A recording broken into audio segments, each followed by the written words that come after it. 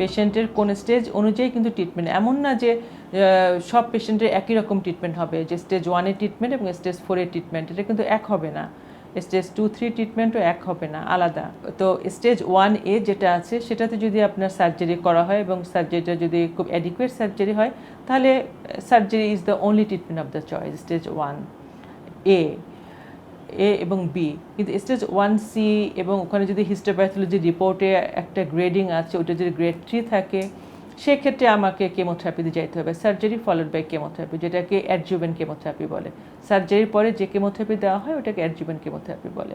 এটাগুলো stage 1। Stage 2-3 ক্ষেত্রে stage 2 surgery followed by adjuvant chemotherapy. Stage 3-র ক্ষেত্রে ডিসিশনটা একটু ডিফিকাল্ট না, ডিসিশনটা আমাদেরকে অ্যাকচুয়ালি মাল্টিডিসিপ্লিনারি অ্যাপ্রোচ করে যাওয়া উচিত। সেটা এখানে সার্জিক্যাল অনকোলজিস্টকে ইনভলভ করা উচিত, যে ওনার সাথেও একটা বসে যে ডিসিশনটা কী হওয়া উচিত, এই পেশেন্টকে কি নিউ অ্যাডজুভেন্ট কেমোথেরাপি পাবে নাকি এই পেশেন্টকে ডিবালকিং সার্জারিতে আগে যাবে।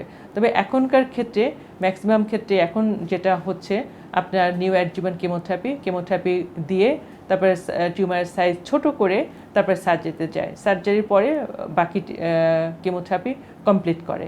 স্টেজ 3-তে অনেক সময় কিন্তু আপনার টার্গেট থেরাপিও দেওয়া হয়, যেটাকে আমরা বেভাসিজুমাব বলি।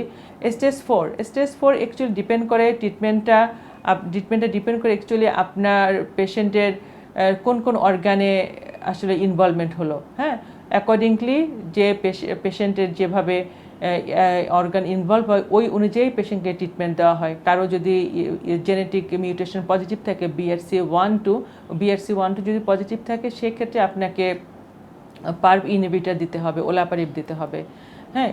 ওলাপারিবের সাথে আপনার কেমোথেরাপি এবং যদি ইমিউনোথেরাপি লাগে তখন ইমিউনোথেরাপি দেওয়া যেতে পারে আর কি।